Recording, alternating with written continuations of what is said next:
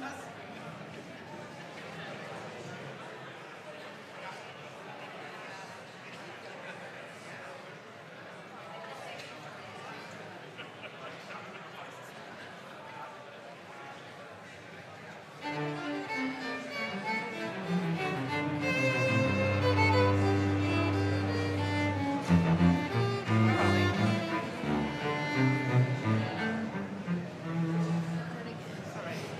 right.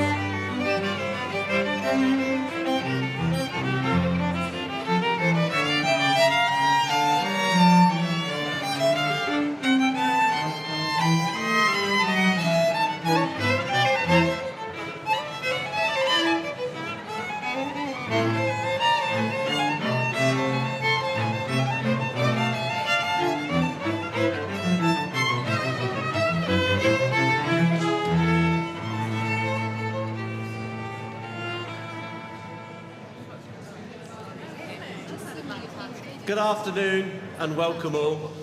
The ceremony will start in just a few moments and the procession is on its way. Before they arrive, I just have a few requests that I need to read out to you. Can you please ensure that all mobile phones are on silent, switched off or in flight mode, please? Unfortunately, there is no personal photography or filming permitted during the ceremony. Professional photographs are available to purchase and there is a stream of the event available on YouTube. If children become unsettled or disruptive during the ceremony, they may be asked to leave the church. In the extremely unlikely event that we need to exit the building in a hurry, please remain calm and the marshals that you saw directing you to your seats will show you the nearest exit point. When the ceremony is finished, the procession will leave the church and you'll be asked to stand. The procession will then be followed by the graduates, our VIPs, and then finally our remaining guests. Finally, to our graduands, I would like to congratulate you on your achievement. When your name is called, please step onto the stage. You will shake the Chancellor's hand before looking at the camera just here to my left. If you would prefer not to shake the Chancellor's hand, please put your arm across your chest and bow. When you leave the stage, please walk down the centre of the aisle and you'll be shown back to a seat. I will shortly ask you to stand for the procession entering the church. Thank you.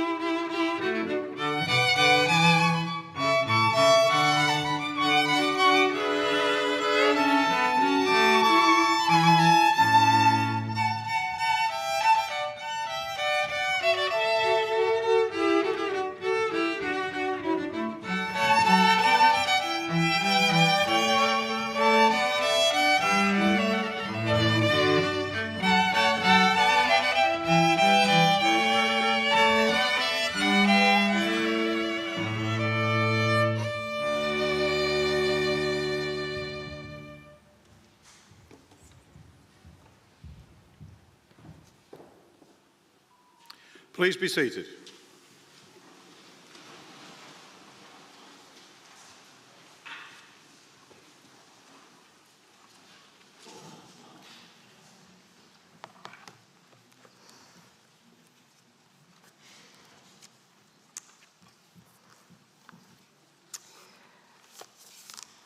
Good afternoon, everyone.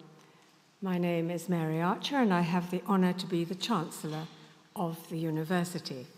And in that capacity, it's my pleasure warmly to welcome our graduands, their friends and supporters to today's graduation ceremony. You graduands are the reason we're all here. We're here to celebrate your success. Attaining your degree from the University of Buckingham has, I know, required hard work and dedication. And we're gathered here together, faculty, proud family and friends, to celebrate your achievement. You have, as I'm sure you know, enjoyed the benefits of an unusually high standard of teaching from our dedicated staff. Just recently, the university was shortlisted in 2 categories of the What Uni Student Choice Awards. You've been part of a diverse and multicultural student body, which will have introduced you to people, experiences, traditions, and cultures from across the world. You will have learnt respect for freedom of speech within the law, which is one of the distinctive and distinguished characteristics of this university. We need to be able to disagree well from time to time. Your future lives are full of hope and possibility. Your knowledge and skills will be building blocks of whichever community and country you work in. Because a community and a nation's future depend much more on its human resources than on any natural or physical resources. So it's your day, and on with the ceremony.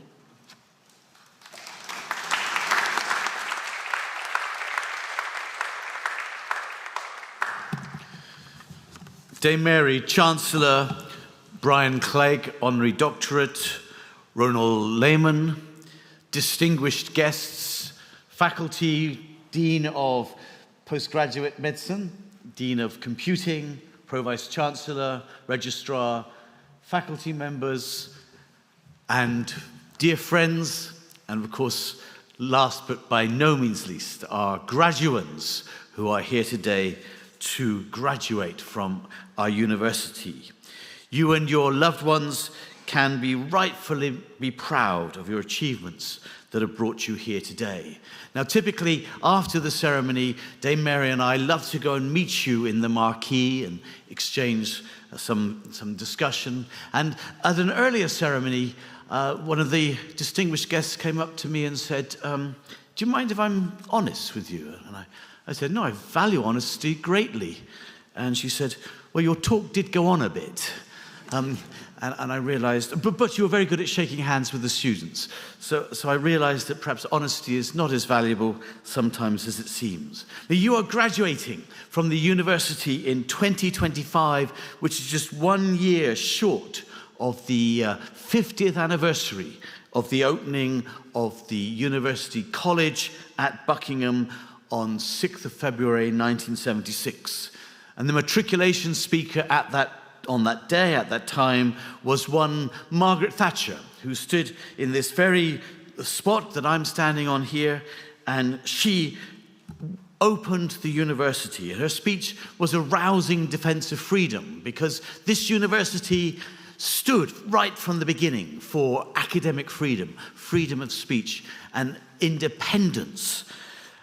It was created with those values and virtues in mind, and Margaret Thatcher, in her rousing speech on the 6th of February 76, said, freedom, independence is not something, it's not a gift, it is not something that governments confer, but something that a free people enjoys and uses.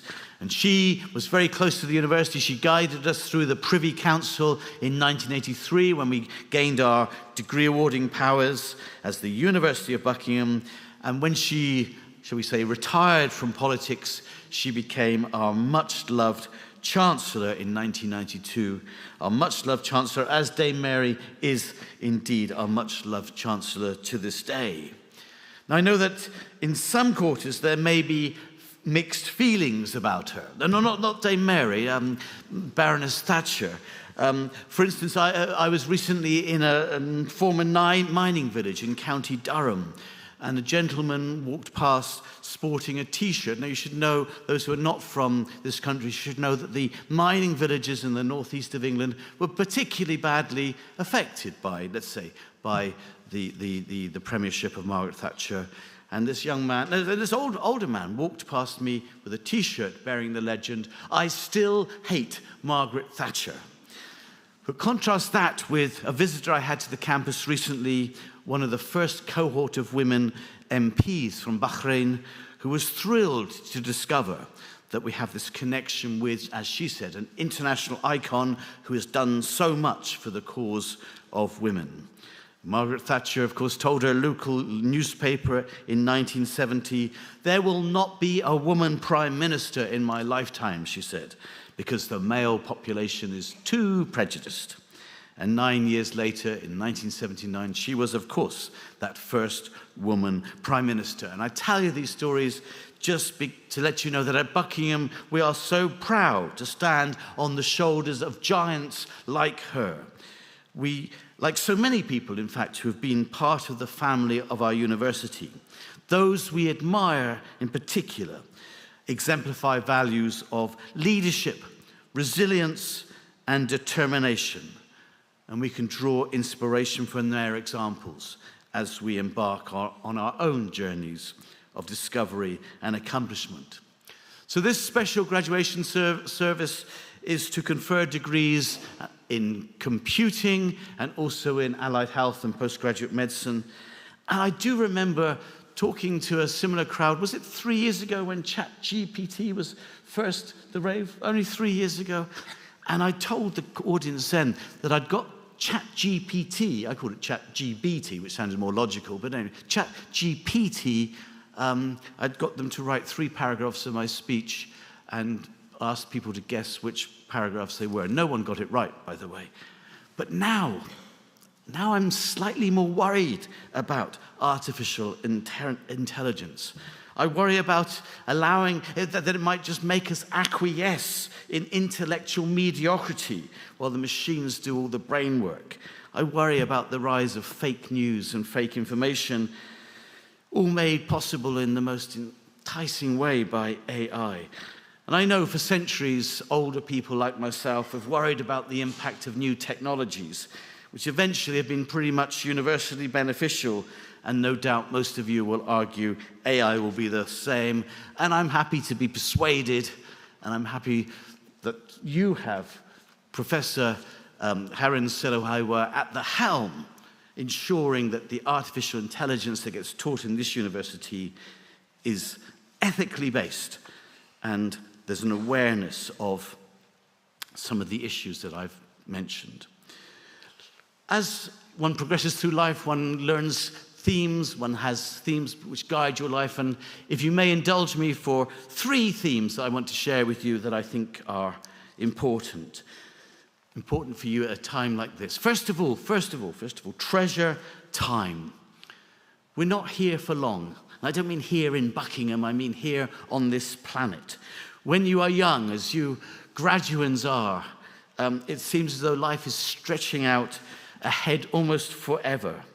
When you look back on life as I'm doing now, it seems so short. And some of the older parents and grandparents might remember that track called Time on Pink Floyd's Dark Side of the Moon. And I think those words are very profound. You are young and life is long, and there is time to kill today. And then one day you find 10 years have got behind you. No one told you when to run. You missed the starting gun. Don't miss the starting gun. And most importantly, realize that it's probably you who has to fire the starting gun. What are you waiting for? Make the most of your youth and your days now. You will never have more energy or enthusiasm, hair or brain cells than you have today. Make the most of it all. Second of 3, learn and grow from failure and perceived or real injustices. You're going to start on ventures, whether you start your own business or you're going to go into employment, starting relationships. And many of you, perhaps all of you, are going to fail at something. Or you're going to feel that some injustice has been committed against you, which stopped you from succeeding. So when things go wrong, as they will, pick yourself up, dust yourself off, start all over again. And some of you remember those are the words from the song of 1936 sung by Fred Astaire and Ginger Rogers. Pierre Teilhard de Chardin, the French Jesuit and great educator, put it for me in a very helpful way. In the final analysis, the questions of why bad things happen to good people transmutes itself into some very different questions. No longer asking why something happened, but asking how we will respond, what we intend to do now it has happened. We can learn from our mistakes, but we can also rise above things that have gone wrong. We can be victims, or we can grasp agency and do something about it. And one of my a former student, alumnus, told me a Yoruba proverb, which I think again captures something of what I'm trying to say. The Yoruba proverb was when you're young, when you're a child, and you're walking or running along, and you trip, you just carry on running. When you get to my age, and you're not running anymore, you're walking now, and you trip, you stop. You turn around and you see what caused you to trip, but then you carry on your journey after that. Finally, let me just say finally, do try to change the world. You're working in disciplines which have all the potential for life-changing discoveries, life-changing innovations, life-changing activity. And when you're young especially, you have that motivation to change the world, but it doesn't necessarily go away as you grow older. And you want to leave, I want to leave the world in a better place than when we found it. And on this, of course, Mahatma Gandhi famously told us to first be the change that you wish to see in the world. We must reflect on who we are, what our weaknesses are, and change those before we attempt to change the world. But by doing so, we can change the world. And Jordan Peterson, the Canadian social commentator, I think was pretty much arguing along the same lines when he said to young people, young men especially, if you can't even clean up your own room, who the hell are you to give advice to the world? So in closing, I'd like to extend my deepest gratitude to the faculty, staff, and administrators who have supported you on your journey, and to the families and loved ones who have stood by you every step of the way. As you leave today, you go from graduands to graduates, and then, of course, you become alumni of the university. Do remember the motto of this university in Latin, Alice Proprius for lands, in English, flying on our own wings. And I'd like to think that we've helped you gain those wings that will help you fly, your degrees, your life experiences, your confidence, your maturity. But we also want to be a very strong part of your roots too. We want to give you reasons to come back, to stay. Do see yourselves as a part of the growing international family of alumni of the University of Buckingham. At Buckingham, you've never been a number, you've always been a name, and as you come back, we want you to come back, and you will always be special and precious to us. So I do look forward to meeting you in the marquee afterwards. I congratulate each and every one of you, and thank you so much for being here today. Thank you.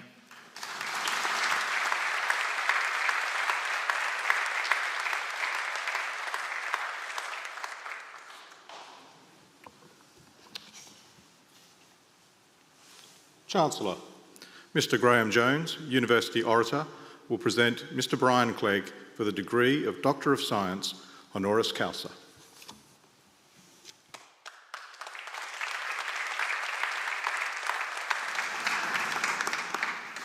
Chancellor, Vice-Chancellor, a couple of weeks ago, I sat pondering what I might say today about Brian Clegg, our recipient of the Honorary Doctorate today. And as I sat there thinking about what I might write, an email pinged into my inbox asking if I needed any information about him.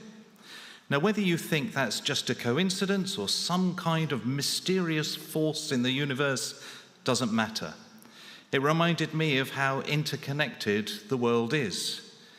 Graduates, I'm sure you will soon come to realize that the connections you've made here in Buckingham will last you a lifetime. You'll build a lifelong network of people and stumble upon connections you didn't realize existed. For instance, once that email came in, I quickly checked on LinkedIn to discover that Brian knows 4 people that I know. And when I checked his profile, it turns out that he and I were writing for the same computer magazine at the same time in the 1990s, Personal Computer World. It really is a small world. Indeed, that email I mentioned came from an old friend of Brian's who happens to live in Buckingham, just a couple of 100 yards from my office.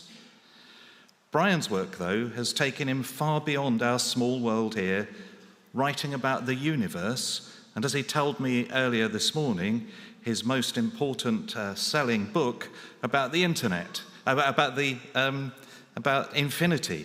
So his sales go on and on and on. But let me take a moment to tell you about the life of Brian.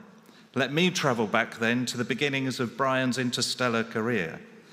After school in Manchester, Brian headed off to Cambridge University, where he graduated in natural sciences. He then went on to postgraduate studies in Lancaster in operational research before joining British Airways. There he was part of a small team that pioneered the idea of a thing called Microsoft Windows. British Airways was the first company to use Windows outside Microsoft itself. And it was the man from Microsoft who Brian met, who now lives here in Buckingham. And Pete is here with us today to celebrate his friend's honour. With his very early use of Microsoft Windows, Brian was clearly at the cutting edge of technological development. This meant that other companies who were trying to benefit from those technological changes of the 1980s and 90s were very keen to hear Brian's experience. So he left BA to set up his own business that provided consultancy to Sony, the Royal Bank of Scotland, the UK Treasury, the pharmaceutical giant GlaxoSmithKline, the BBC, and many others. The fact that so many people wanted to hear about his ideas and learn from his experience, it meant that Brian got into writing about technology, science, and business. He's written over 80 books so far, as well as countless articles in computer magazines, but also in newspapers such as The Times and The Observer. His website also reveals he's appeared in Playboy magazine, but it doesn't give us any details. Brian is also in demand as a commentator on the media because of his expertise in science. He recently appeared on the BBC television programme Newsnight talking about electric vehicles. Now, I have to say that as a relatively new owner of an EV myself, I wish I'd heard that interview before I bought it. That's because Brian pointed out that electric vehicles can lose almost half their range in cold weather. No wonder in this British weather I'm always having to charge my car. Oh, and if you want to know more about the weather, by the way, Brian's written a book about that as well. Indeed, looking at the titles of his books and the talks that he's given, it's obvious that Brian has a thirst for scientific knowledge. In his book, How It All Works, he says, "Science is not just something we do at school or that professionals undertake in laboratories. It is the heart of how everything works. Anyone who says they have no interest in science is also saying they have no interest in life, the universe, and everything." Brian's passion for science and technology is clear from his writing and his talks at places like the Royal Institution, the Science Museum, the Cheltenham Festival of Science, and also here at the University of Buckingham. His scientific knowledge also came through when he was a contestant in the iconic TV show University Challenge, where he represented Lancaster University. Which brings me back to that small world again, because one of my former colleagues here in the business school is now a professor at Lancaster University. So it is indeed a small world, but the contribution to it made by Brian Clegg is big. His passion and expertise in science and technology has inspired many. He is clearly a very deserving recipient of today's honorary doctorate.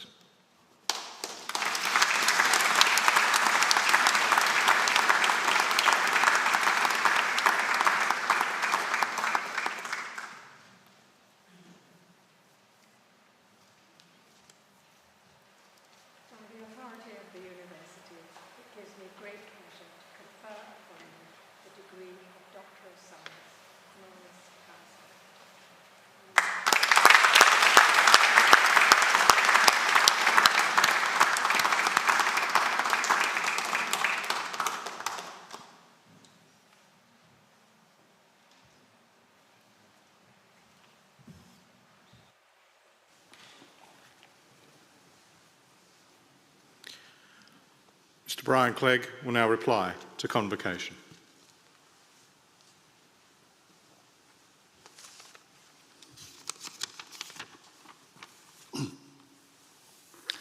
Chancellor, Vice-Chancellor and all those involved at the university, thank you very much for this honour. This excellent establishment was not granted its Royal Charter or opened slightly earlier until well after I left education, but it's a place I would have been proud to have attended for its open-minded approach. Basing decisions on evidence, not bias, is so important when it comes to dealing with the truth.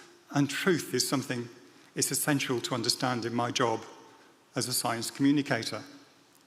Science is often portrayed simply as a search for the truth, but I think it's important that the public understands that the reality is more nuanced than this. Part of the problem we face in science is that researchers hope to achieve the next big thing so they can secure funding. This often leads to university PR departments slightly overhyping findings. My favourite example of this occurred a few years ago when Fox News trumpeted, "Star Wars lightsaber finally invented." I think it's fair to say that many would expect Fox News to go a little over the top. So to balance this, from the more sedate end of the media, The Guardian reported, "Scientists finally invent real working lightsabers." I just love the way they both say "finally," as if to ask what these scientists have been doing all this time. Intrigued, I took a look at the original paper that the press release was based on. It described how two photons, particles of light that usually ignore each other, briefly interacted in a special substance called a Bose-Einstein condensate, cooled to near absolute zero. A lightsaber, it was not. This is an extreme example, but nearly every day, newspapers carry reports of the latest research findings. What this week's View is, for instance, on what red wine's going to do to your heart. More often than not, these are preliminary findings that need further work to get anywhere near something that could be regarded as the truth. And often there'll never be certainty. Most of the time, science does not prove things. It's not really about the absolute truth. Mathematicians can prove. They can prove theorems because they control their environment. They define what the entities they work with mean, and the result is absolute mathematical truth. They don't have to deal with the messy real world. Usually, though, the most we can say of science is that it gives us the best possible theory given current data. But we have to remember that may change in the future. For a science communicator, this can be difficult to put across. People like things to be in black and white with clear outcomes. But it's important to remember that science is a messy business. Results often have to be interpreted statistically. In some fields, sample sizes are rarely large enough to have confidence in the outcome. It's arguable, too, that some subjects that consider themselves sciences, dare I mention economics, may use the tools of science, but perhaps really aren't sciences at all. However, I don't want to be negative about science. It's done a vast amount for us practically, as well as hugely expanding human knowledge, a joyful pursuit in its own right. The best possible theory, given current data, will always be far better than a random opinion derived from TikTok. Scientific findings provide a wonderful resource as long as we understand what they're saying. And this is why I love being a science communicator. I'm not dispensing words of absolute truth and wisdom. That's more the remit of the clergy.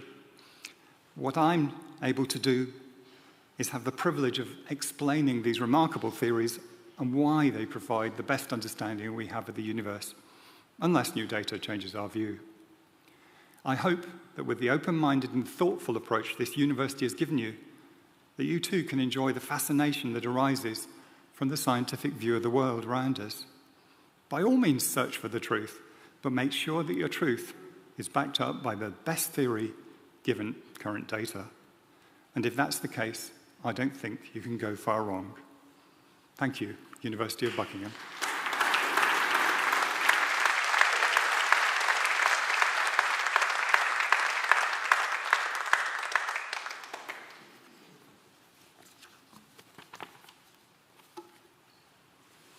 Chancellor, I invite to the stage Julia Shostakovich to deliver the Valedictorian address.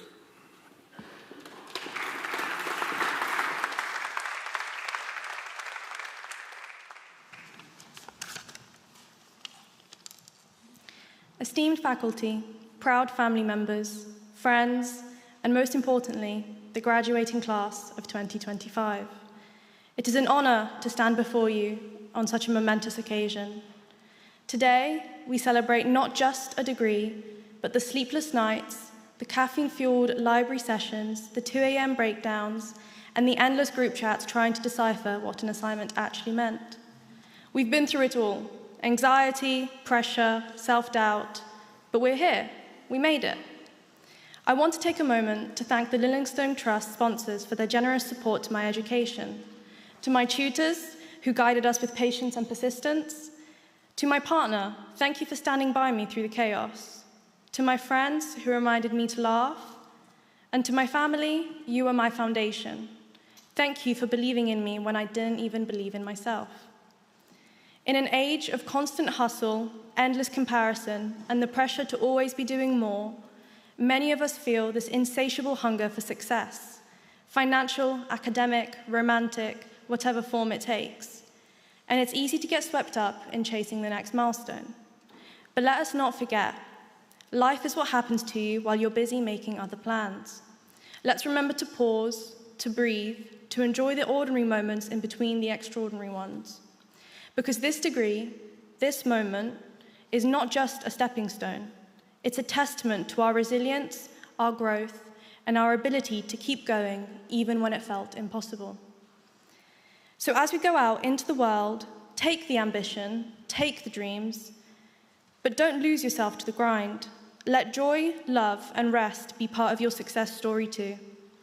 And in the wise words of Mr. Worldwide, this is for everybody going through tough times. Believe me, been there, done that.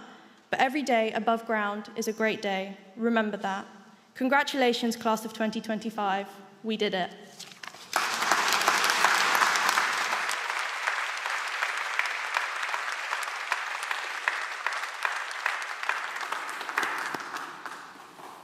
Chancellor, I call upon Professor Haran Selaheva, Dean of the Faculty of Computing, Law and Psychology, to present candidates for awards of the University of Buckingham in Computing and Law.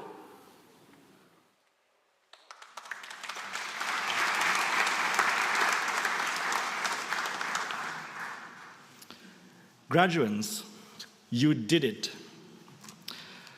Those endless nights in CR1, those debugging marathons in FBO3 and FBO5, those working on data science projects from home at work,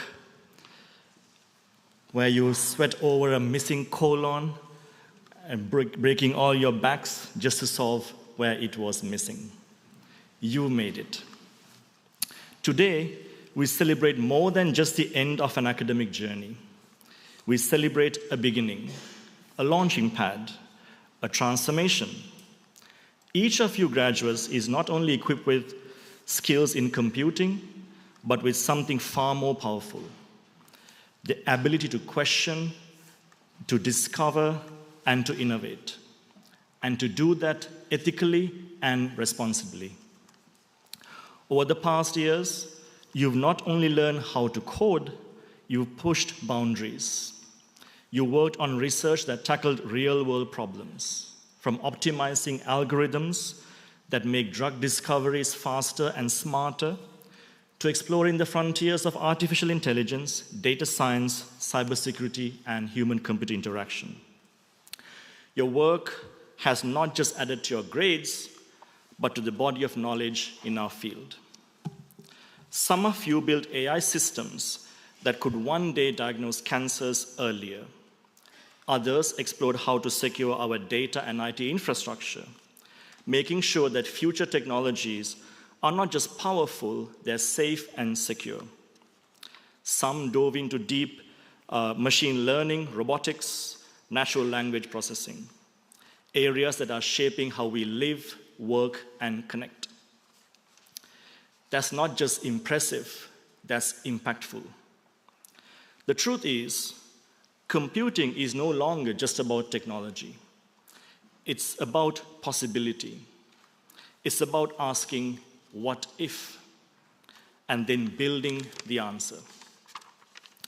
You are graduating with skills that are powerful, but remember, your ethics, your curiosity, and your compassion are just as important as your coding abilities. Tech can solve problems, but it is up to you to choose the right problems to solve. So keep questioning, keep building, keep researching, because the next breakthrough in computing, it might just have your name on it. Graduates, on behalf of the School of Computing, I extend my heartiest congratulations on your successful graduation from Buckingham. It is our pleasure to have been part of your journey through university, and we are incredibly proud of your achievement. Wherever life takes you, I hope you remember your time at Buckingham fondly. And remember, the future is yours to code. Thank you.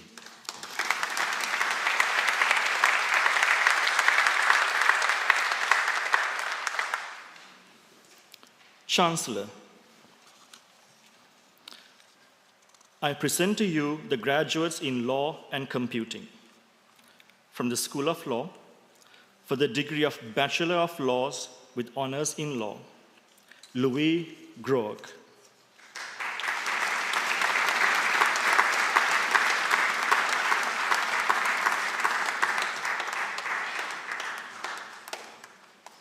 Mohammed Hudair.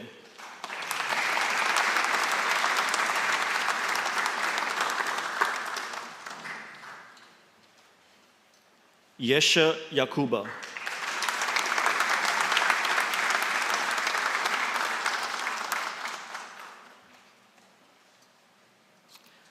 For the degree of Doctor of Philosophy in Computing, Rishi Jagdev.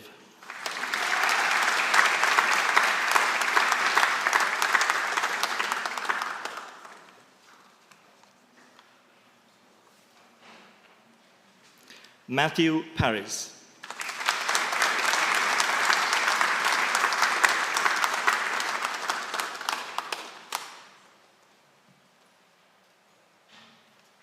Marco Albanese.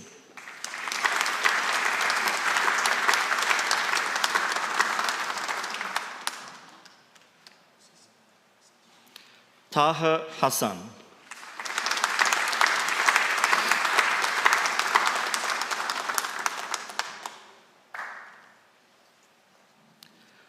For the degree of Masters of Computing by Research with distinction, Yi Zong.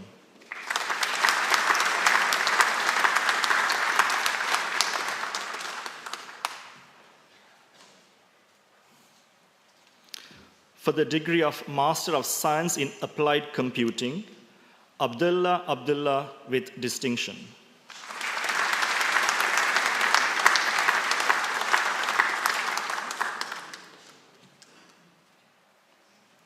Divya Batish.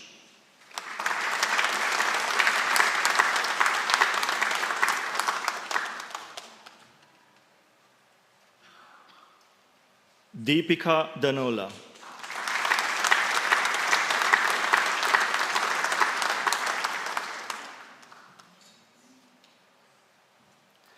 Gihan Danture Pandita Gedara.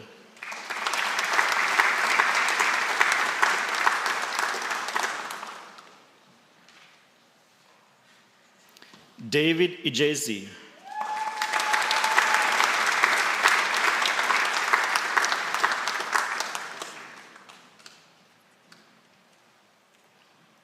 Ashay Ingel.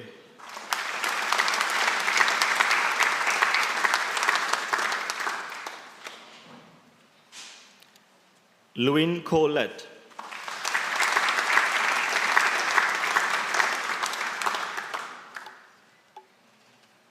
Uchena Mba.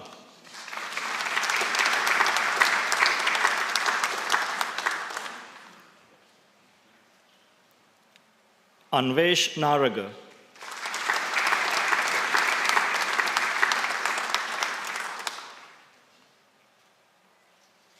Kingsley Kelechi Unwechekwa with distinction.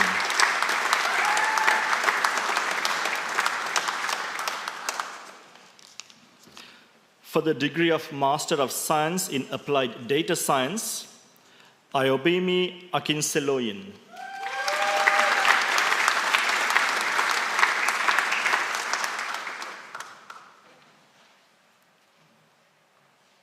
Ricardo Altieri with distinction.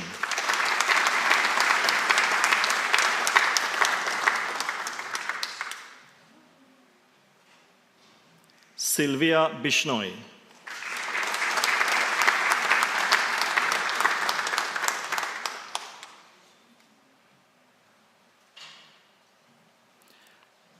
Prashant Harohalli Krishnappa.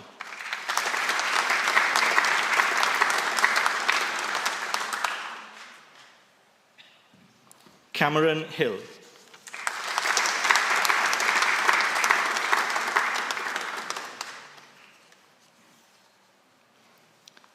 Snehal Sukhed Maske.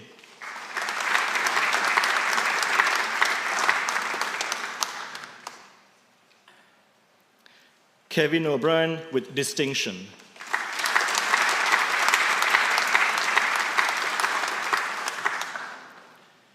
Chidera Onwumbiko with distinction.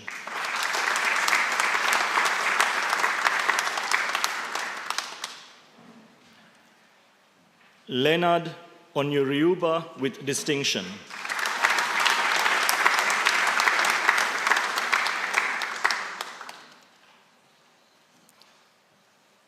For the degree of Master of Science in Applied Data Science degree apprenticeship, Simon Allen with distinction.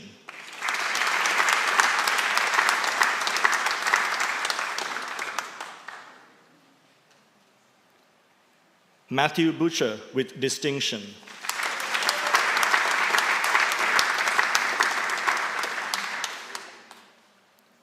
Mohammed Chowdhury.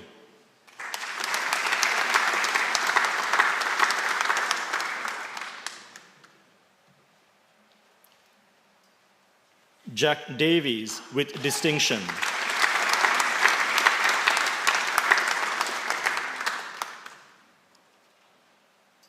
Renata Franchak with distinction.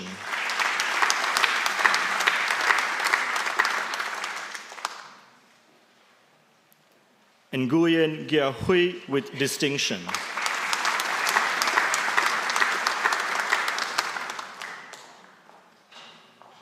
Rebecca Green with distinction.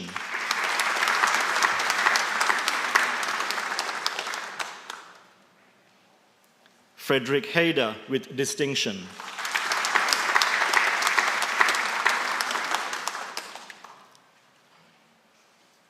Joseph Higgs with distinction.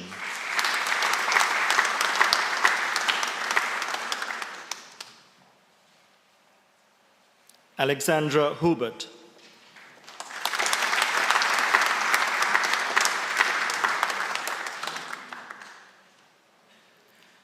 Naveen Kumar Kupusamy with distinction.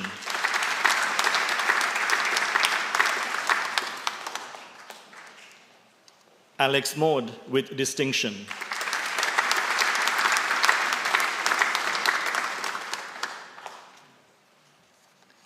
Neve McMurrow with distinction.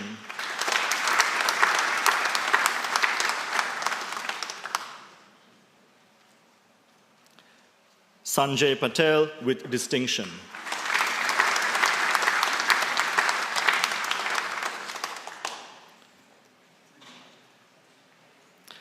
For the degree of Master of Science in Innovative Computing, Rory Brown with distinction.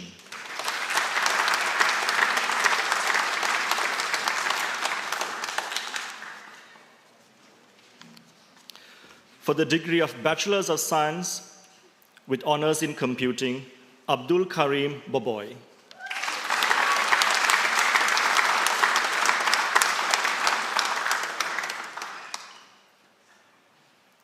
For the degree of Bachelor of Science with honors in computing, accounting, and finance, Chun Yan Lam.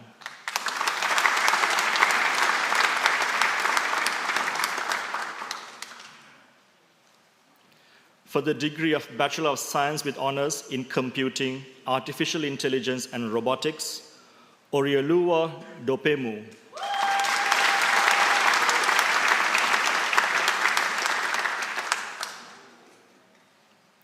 Han Gu.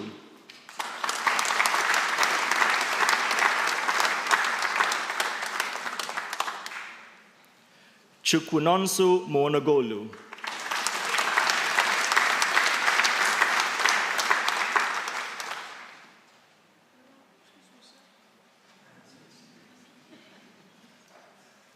Ayush Patel.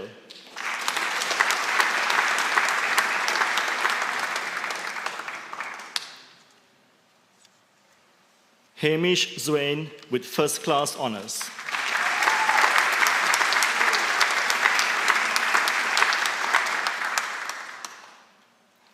For the degree of Bachelor of Science with Honors in Computing, Cybersecurity, Sabina Adu.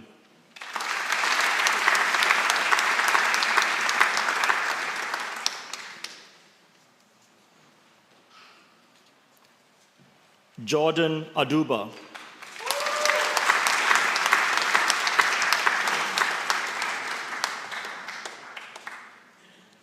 Mohammed Arab.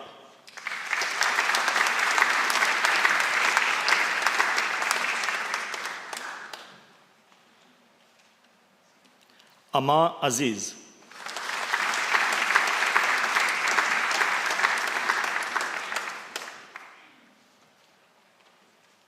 James Bates.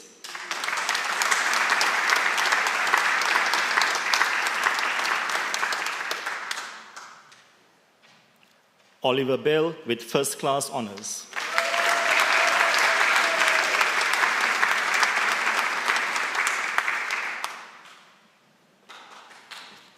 Agna Chesnikite.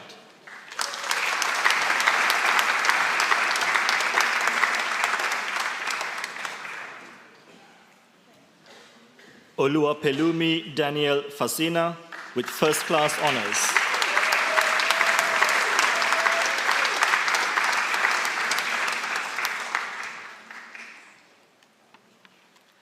Oluwaferanmi Matthias Olaniyi.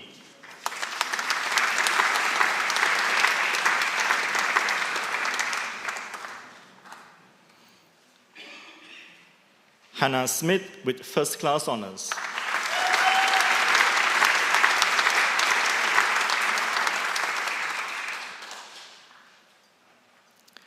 Julia Shostakovich with first class honors.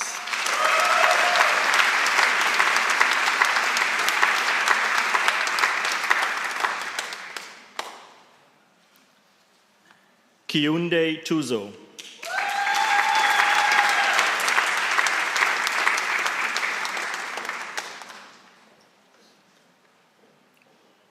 Chukwuemeli Ume.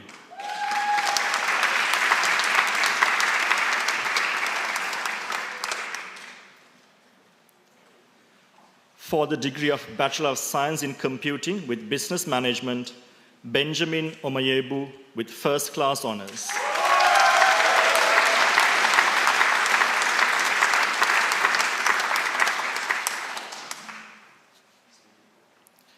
And for the award of the Graduate Diploma in Computing, Jonathan Okpodo.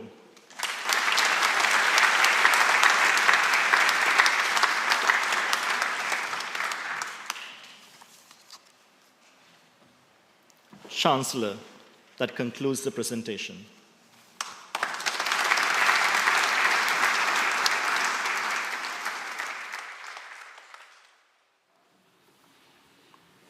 Chancellor, I call upon Professor Doug McQuinney, Head of the School of Postgraduate Medicine, to present candidates for awards of the University of Buckingham in Health Sciences.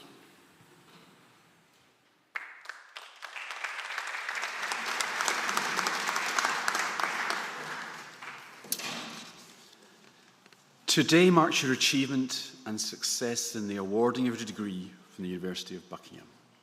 Celebrating your graduation day is one of the most important days of your academic life. Your long hours of study are finally recognised and rewarded. But in this time of celebration, do not forget the team who has supported you throughout. And this is a heartfelt thanks, not only to your teachers and tutors, but of course to your family, friends, and those closest to you. Their contribution to your success can never be underestimated, and they too deserve to celebrate today, as I am sure they will. Whether this is your primary degree or a postgraduate qualification, learning never stops.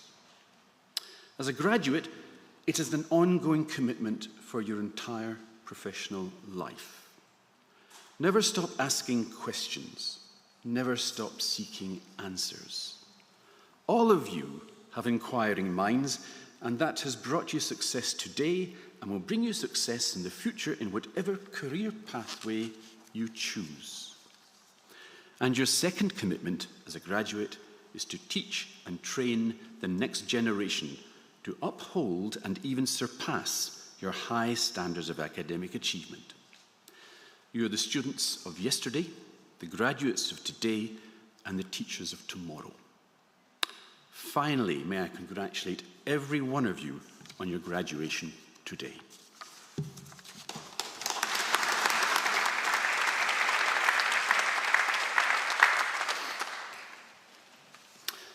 Chancellor, I present to you the graduates in postgraduate medicine and allied health. For the degree of Doctor of Philosophy in Biomedical Science, Gemma Margetts.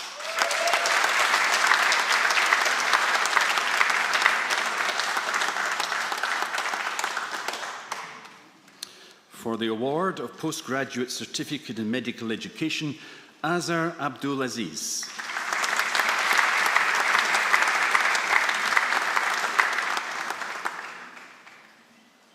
Sophia Hussein.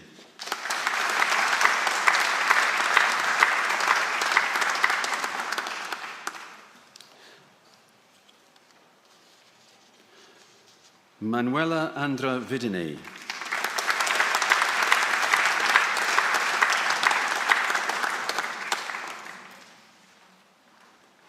For the degree of Bachelor of Science with Honours in Biomedical Sciences, Ugulo Watamihalin Ib.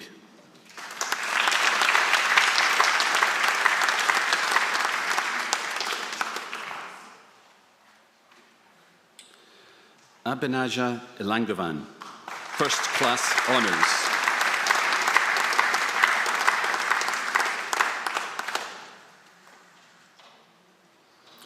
Haile Conso, First Class Honours.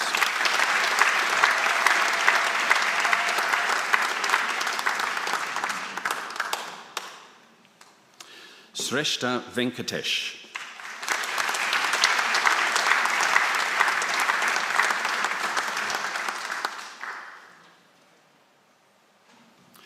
Chancellor, that concludes the presentation.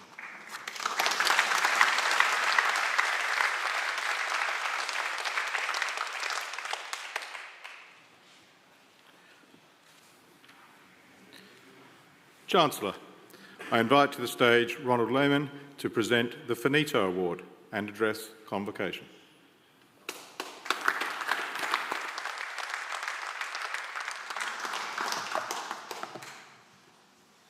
Dame Mary, Vice-Chancellor, ladies and gentlemen, I stood here in 1986 and graduated from the greatest university in the world.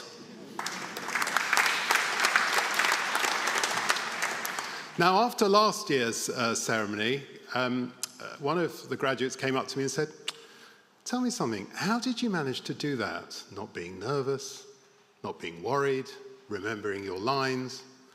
And I said to him, "Do you know what? Every Prime Minister, every President, every member of the royal family, every lecturer, every student, we all worry about this moment when you have to get up on stage and perform. But the way to overcome adversity is to rehearse, to practice. And when I was studying here, I remember going to the classrooms late at night and standing with the whiteboard and imagining that I had a class that I was teaching so that I could remember what I was going to write in my essays. But we all do it differently. But one person who has overcome adversity at this university is our Vice-Chancellor. And before I present the award, the Finito Award, I wanted to say a few words about Professor James Tooley. He has been through a lot in the last few months. Many of us thought it was very unfair. Some of us stood by him and actually supported him, encouraged him, told him that there would be hope at the end. And there was, and he's back. And he's back. It's James Tooley 2.0. Because we are in a computing era, aren't we here? But I think that all of us here should be congratulating him on this year's graduates, achievements for this university, because he has a vision and he's going to take us a long way further. And those people who stand in his way, I would quote from my own chairman, Sir John Griffin, the founder of Addison Lee, who started a business with one car and sold the company nearly 40 years later for £350 million. He said, "I don't like bullies. So if anyone's going to bully our Vice-Chancellor, let them bully me." Vice-Chancellor.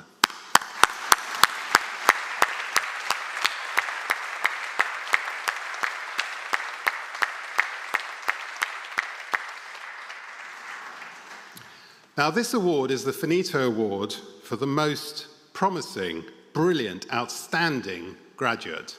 And this morning I had a lovely email from last year's winner, Luella.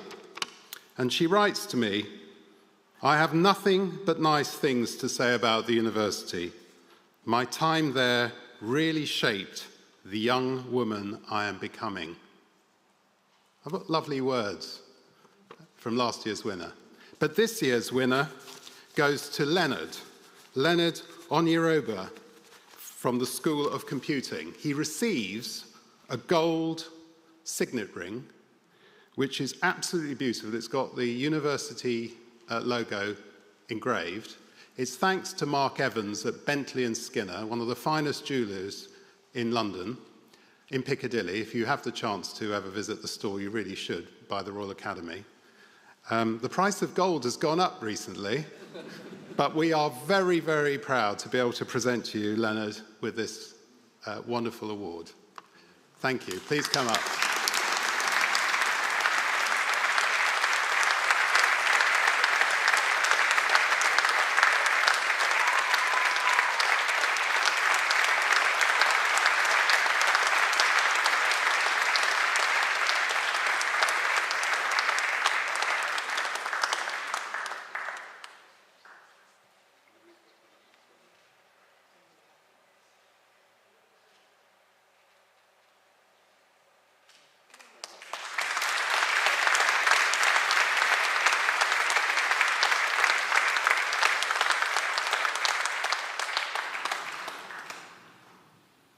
The Chancellor will now conclude this ceremony.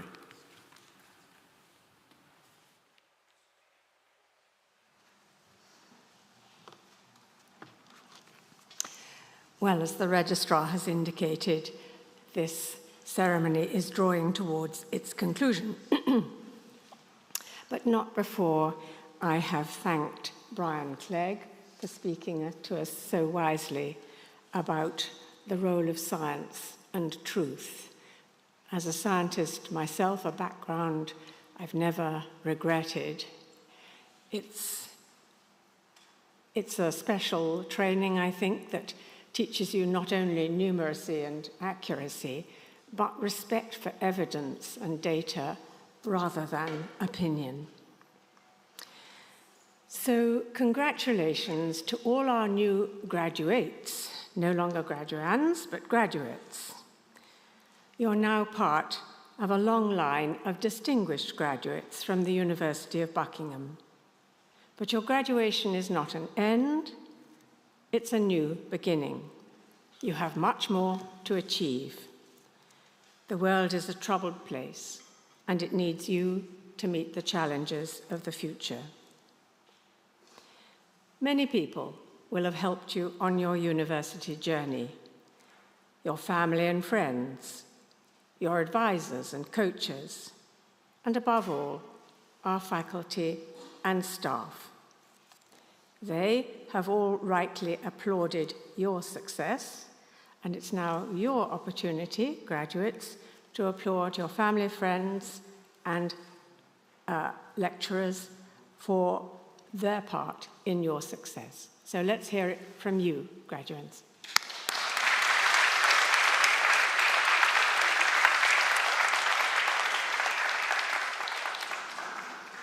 Thank you. I congratulate each of you and wish you good luck in your chosen careers and your future endeavours. You are flying on your own wings, as our university motto has it, and you are ready for whatever lies ahead. Well done.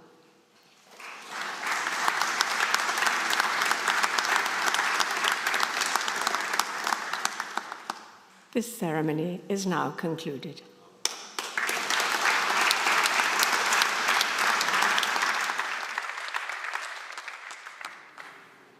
Please be upstanding.